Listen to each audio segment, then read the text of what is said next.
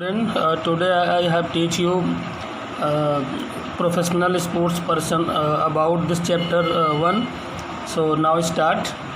A skilled player always has the option of becoming a full-fledged professional sports person. See, he wins calls for the country and earns high salaries from endorsement and victories. Sachin Tendulkar, MS Dhoni, Virat Kohli, Saina Nehwal, Mary Kom, and Deepa Karmakar are some example of contemporary famous personalities whose success stories we are familiar with. Uh, Both public and private sectors also provide lucrative job opportunities for the best performance. Defense and railways are two big employees of sports person. No one, however, turns into a professional sports person overnight. The first step is identify which sports one is most skills, and the second is to devote hours to practice under an able trainer or coach and develop one's physique accordingly with an appropriate diet. The third is to compete and gain recognition.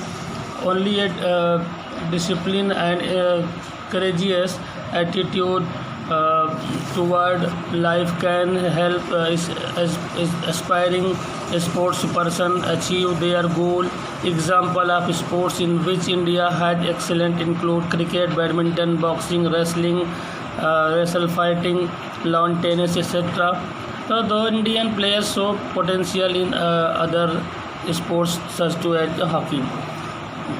तो professional sports person में भी बहुत job opportunity है।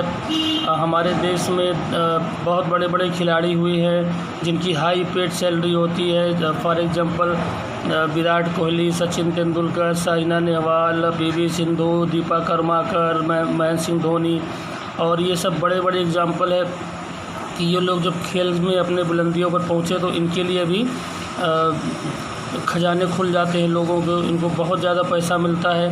तो इसमें भी बड़ी opportunity है। आप लोग भी खेल के माध्यम से आगे बढ़ सकते हो, और क्या पता किसके अंदर विराट कोहली छिपा हुआ है या सचिन तेंदुलकर छिपा हुआ है या किसी के अंदर दीपा कर्माकर है, साइना नेहवाल।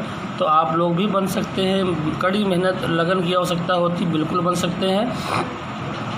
तो इसी तरह से हम मोटिवेट करते रहे, अच्छे कोचेस मिल जाएं।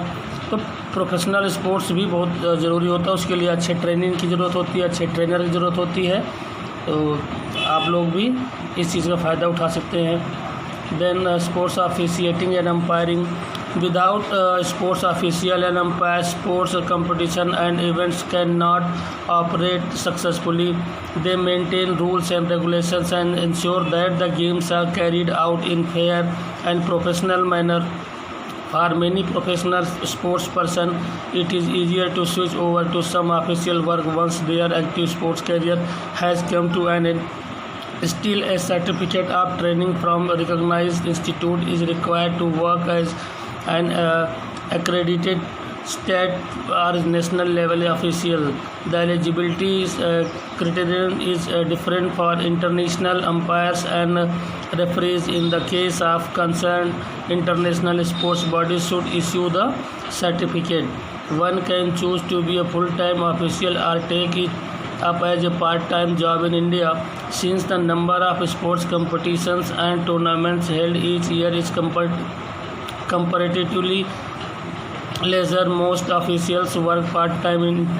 Interested college student can also freelance as a sports official provided they have full knowledge of the game.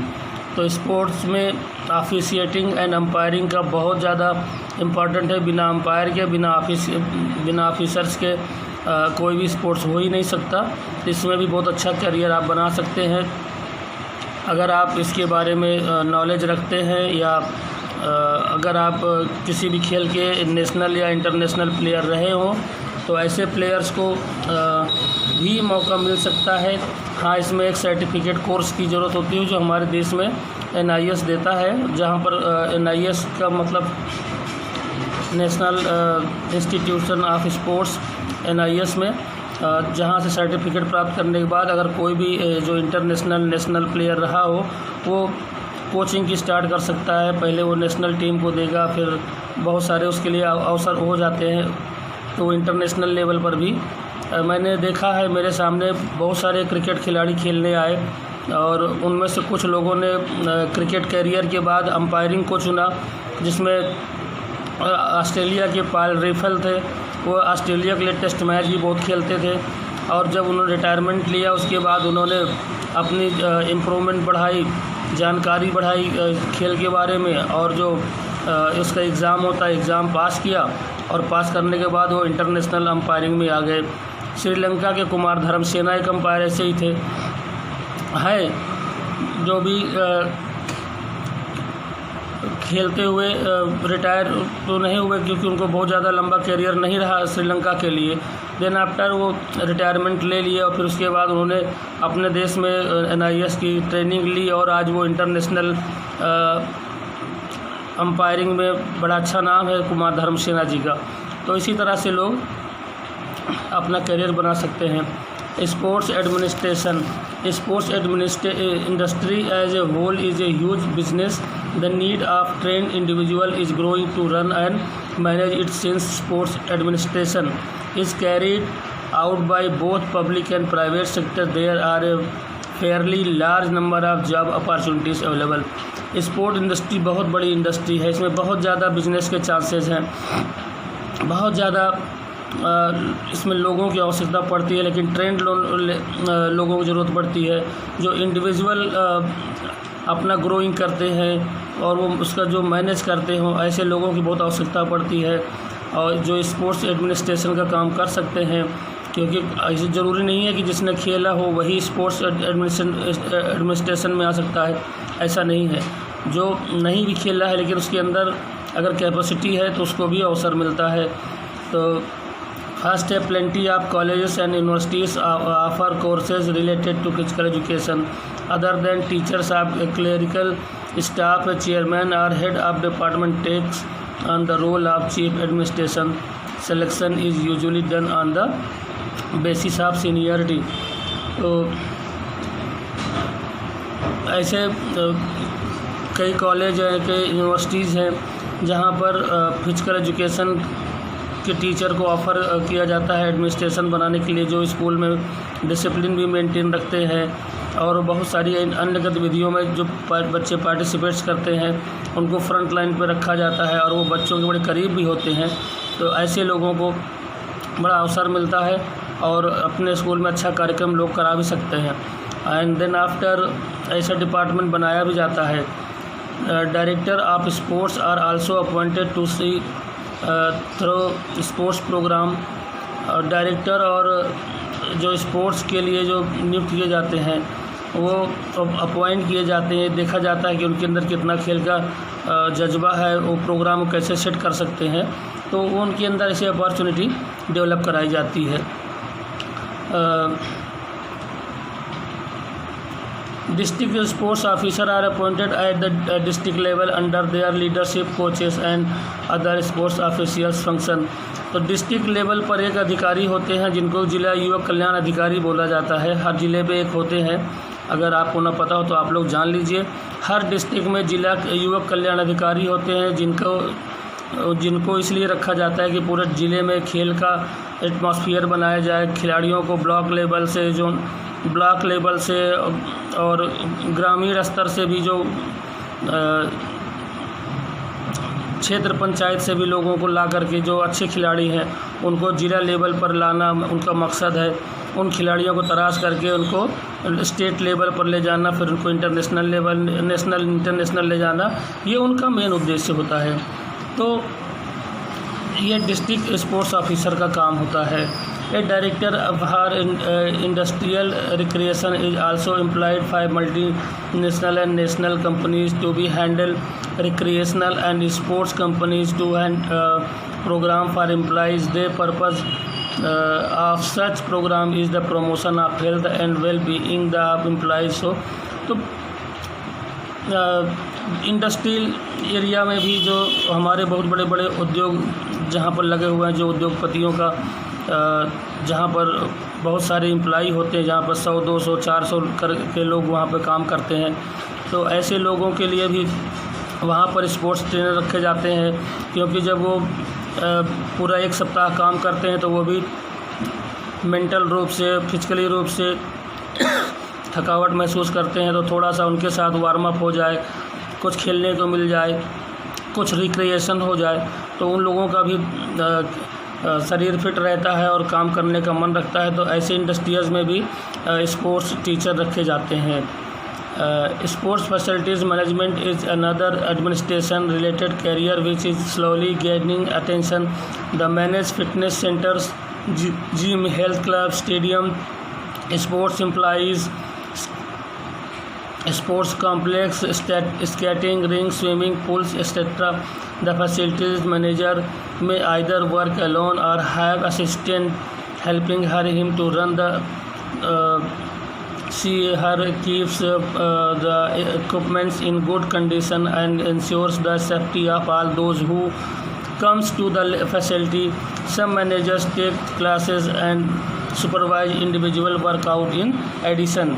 तो बहुत सारे ऐसे स्पोर्ट्स की फैसिलिटीज़ होती हैं जहाँ पर मैनेजर होते हैं, और मैनेजर के अंडर में भी फिजिकल एजुकेशन से संबंधित जो टीचर रहते हैं उनको रख दिया जाता है, और उनसे समय समय पर वो सारे काम के लिए कहा जाता है जिस काम के लिए उनको रखा जाता है, चाहे वो स्पोर्ट्स ग्राउंड का रख रखाव हो, चाहे अच्छे इक्विपमेंट को अच्छे से रखना हो, क्योंकि जो पैसे लगते हैं तो बार बार तो मिलते नहीं हैं। तो स्पोर्ट्स इक्विपमेंट को संभाल के रखना भी, तो ऐसे लोगों के वहाँ पर जिम्मेदारी बढ़ा दी जाती है, तो उसके लिए भी रख रखाव के लिए भी रखे जाते हैं। ये सारे कैरियर हैं। तो working at sports authority of India, the sports authority of India SAI sports authority of India offers a range of job opportunities for those prepared to take on the challenges and level of pressure. Some of the assets they look for in their senior officers are knowledge of games and sports, ability to prepare sports policies, budget and guideline, ability to plan and execute sporting activities, ability to find, put and examine the various needs and limitations in current training methods and facilities, etc. Their duties include. तो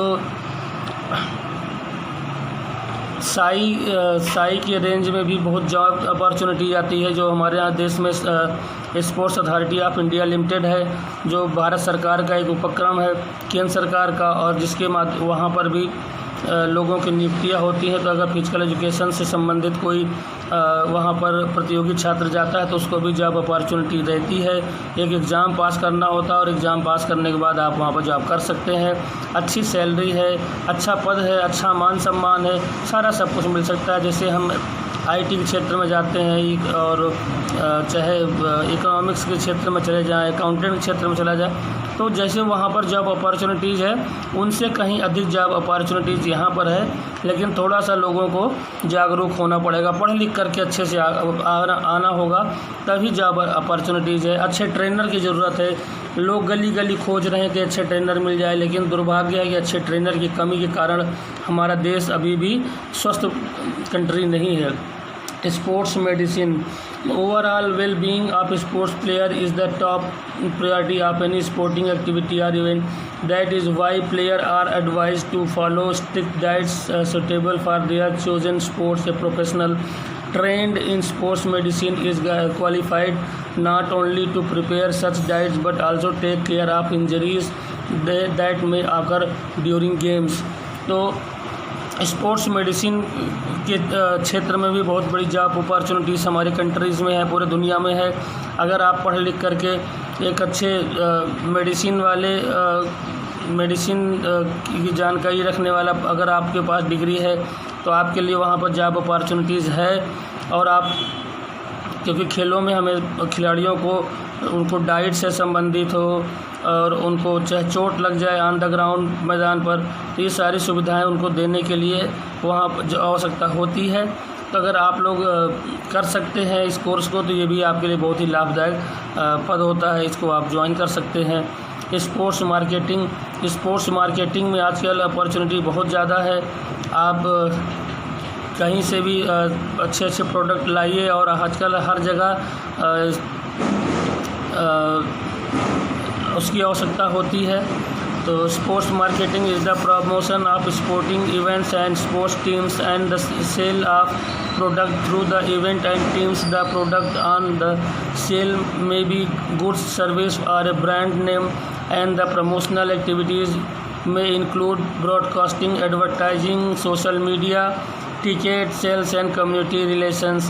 For activities such as broadcasting and advertising, a background in advertising and public relations with sports। तो एक sports marketing का काम बहुत बड़ा काम है, लोगों को जागरूक करना, स्पोर्ट्स के बारे में बताना, उनको इक्विपमेंट्स दिखाना, और लोग जब अवेयर हो जाते हैं तो इस क्षेत्र में बहुत ज़्यादा पैसा कमाया जा सकता है और बहुत अच्छी जॉब की अपॉर्चुनिटी होती है। तो ये कोर्स ये भी आप कर सकते हैं, स्पोर्ट्स मार्केटिंग का भी कर सकते हैं, इसका भी। स्पोर्ट्स जर्नलिज्म, स्पोर्ट्स क्षेत्र में पत्रकारिता भी जर्नलिज्म है। Sporting events take place frequently and are written about in newspapers and magazines in detail. A sports journalist observes the matches and competitions closely, analyzes the reasons behind the victories and defeats, assess the performance of the players and puts it all into words for information of readers। और sports में पत्रकारिता के लिए बहुत अच्छी opportunity है। खेलों की सारी डिटेल से लेकर के कब कहाँ क्या होगा सारी जानकारी रखना, और पत्रकारिता के क्षेत्र में बहुत बड़ा अपॉर्चुनिटीज़ है। अगर आप जर्नलिज्म की कोर्स कर लेते हैं तो आप बहुत बड़े पत्रकार भी बन सकते हैं, और बहुत ही आप खिलाड़ियों को जब इंटरव्यू लेते हैं तो आपको बड़ा नाम होता है। आप खिलाड़ियों के बारे में लिखते हैं, अगर आपकी लेखनी अच्छी है तो आप बहुत अच्छा कर सकते हैं। और पत्रकारिता के क्षेत्र में भी आजकल बहुत बड़े बड़े नाम उभर के सामने आ रहे हैं, तो आप लोग भी कर सकते हैं। तो स्टूडेंट्स, आज के लिए इतना ही है, बाकी कल हम आपको समझाएंगे। बहुत बहुत धन्यवाद।